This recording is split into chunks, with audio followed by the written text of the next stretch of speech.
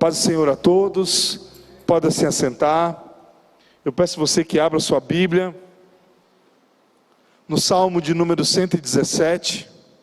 Obrigado pela água.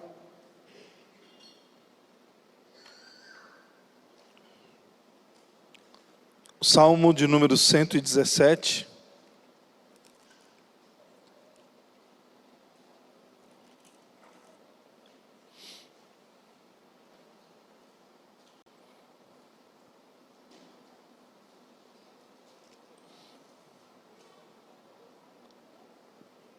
Amém? Quem achou diz amém? Salmo de número 117, versão Nova Almeida, atualizada. A palavra do Senhor diz assim: louvem o Senhor, todos os gentios, que todos os povos louvem, porque grande é a sua misericórdia para conosco, e a fidelidade do Senhor dura para sempre. Aleluia. Amém? O Salmo 117 é um daqueles salmos que nós podemos dizer que é um perfume muito valioso em um frasco muito pequeno. Embora só tenha 2 versículos, embora seja o menor capítulo, vamos dizer assim, da Bíblia, o Salmo 117 traz para os nossos corações verdades insondáveis. Até porque na nossa caminhada nós adquirimos alguns traquejos, e esses traquejos muitas vezes precisam ser quebrados. Nós precisamos, no decorrer dos dias, aprender de fato o verdadeiro conhecimento do que Deus quer de cada um de nós. A forma que Deus espera com que nós possamos tratar não somente a nós, mas também o nosso relacionamento com Ele. Para que aquilo que Ele pede de cada um de nós possamos o entregar, não apenas por parte, mas entregar de uma forma completa.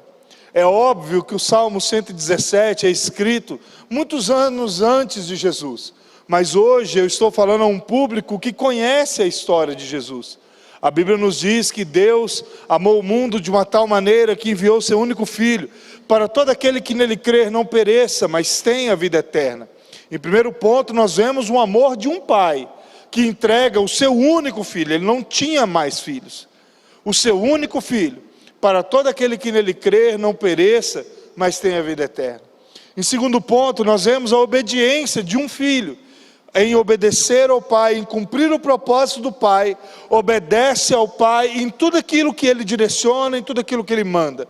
Ele obedece ao pai na sua caminhada com os seus pais terrenos, obedecendo fielmente.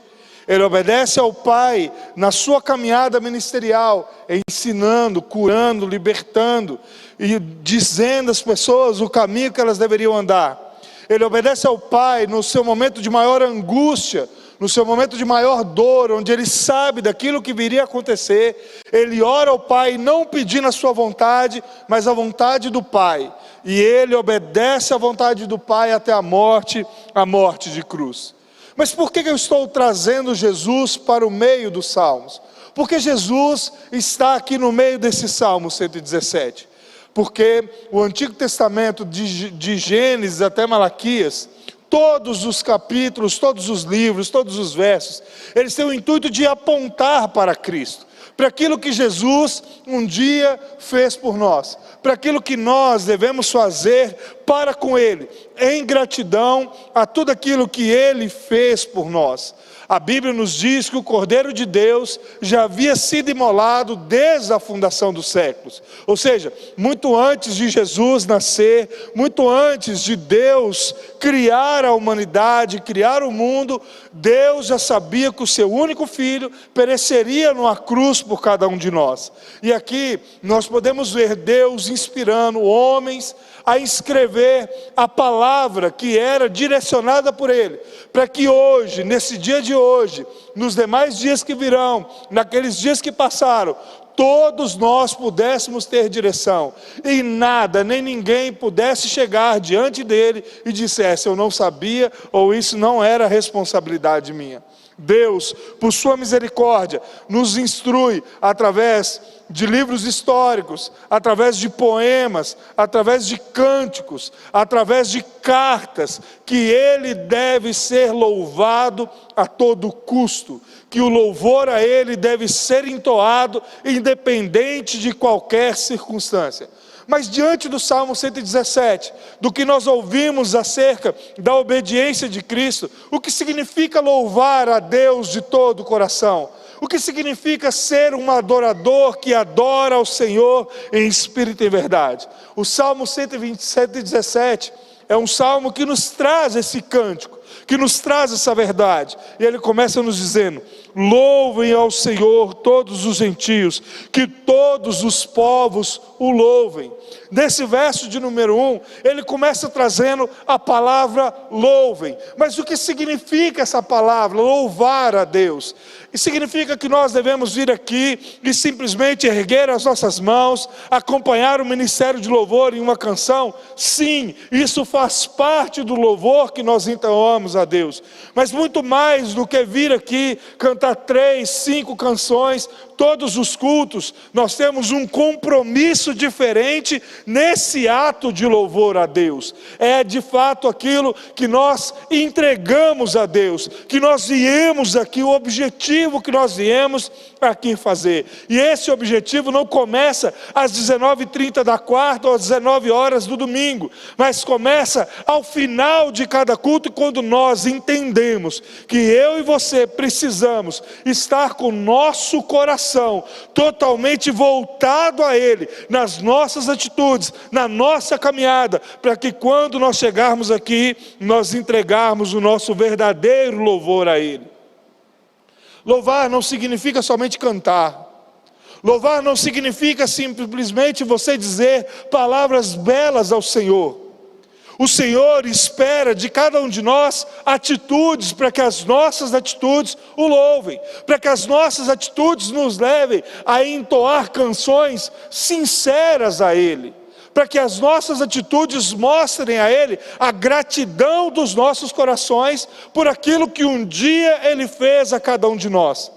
Das vezes que eu tive a oportunidade de levar uma palavra para ministérios de louvor, tanto de Juara como daqui, eu sempre digo aos meninos: vocês não têm compromisso com quem está à frente de vocês.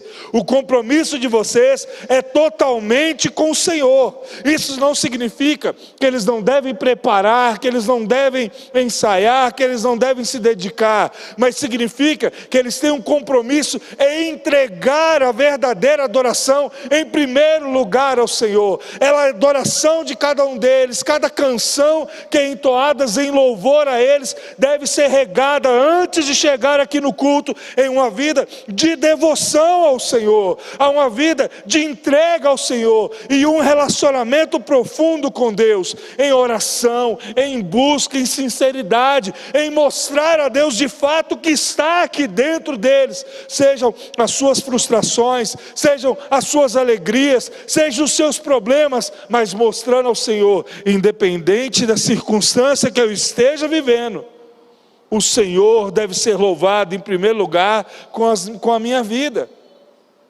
Nós vemos isso de uma forma muito clara lá em Atos 16, quando Pedro, quando Paulo e Silas estão presos por algo que eles não haviam cometido, por fazer algo de bom a uma menina que era escravizada por seus donos.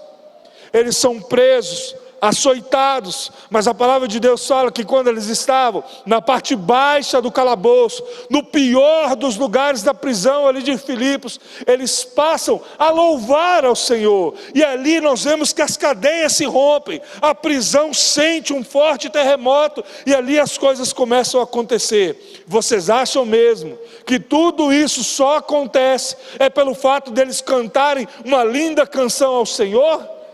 Isso está intimamente ligado à vida de devoção que eles estavam levando. Ali onde eles estavam não era o problema. O problema era eles estarem longe de Deus, e eles estavam cada vez mais próximos do Senhor, porque eles estavam entoando canções, não somente do lado de fora, quando eles estavam junto com seus irmãos, em um momento de felicidade, mas eles passam a louvar a Deus no pior momento de suas vidas.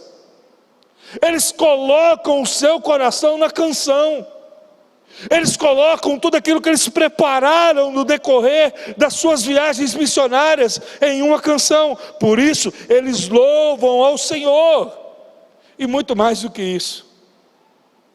O Salmo 117 é escrito num contexto onde Israel sentia-se exclusivo de Deus.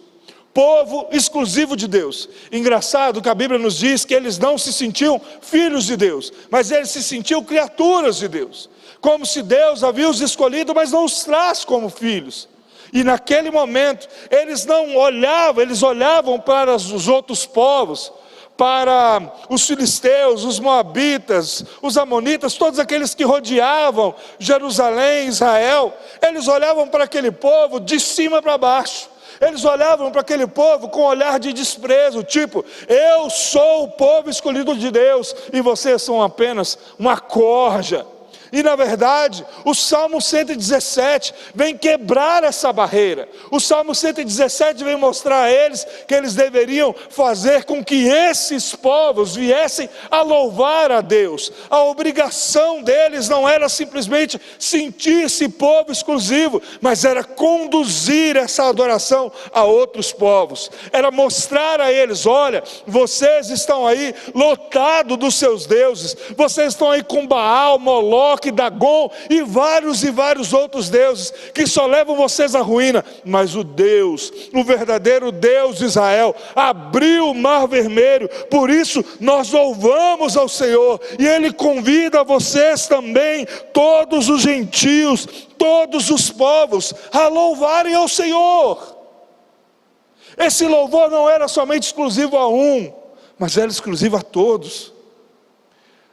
Você tem todo o direito de se sentir filho de Deus, porque você se sente filho de Deus, é sinal que você confia no seu Pai, é sinal que você se relaciona com seu Pai, mas isso não te torna exclusivo de Deus. Essa responsabilidade que os apóstolos começam a distribuir a outros povos após a ressurreição de Jesus, é uma missão dada desde a época de Abraão, porque Deus inaugura essa missão quando Ele tira Abraão da casa do seu pai, uma casa idólatra, e diz assim: vai para um lugar onde você não conhece, onde você não sabe onde é, levando Abraão de fato a conhecer de todo o coração o Deus de Israel.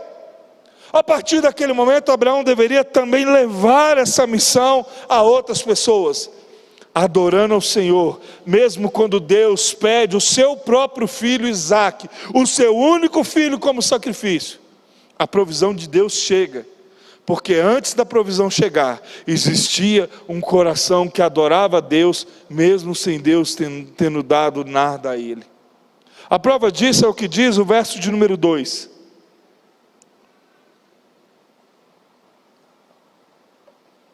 O verso 2 diz assim: porque é grande a sua misericórdia para conosco, e a fidelidade do Senhor dura para sempre. Aleluia! Se nós fôssemos olhar na nossa ótica humana, nós deveríamos inverter os dois versos.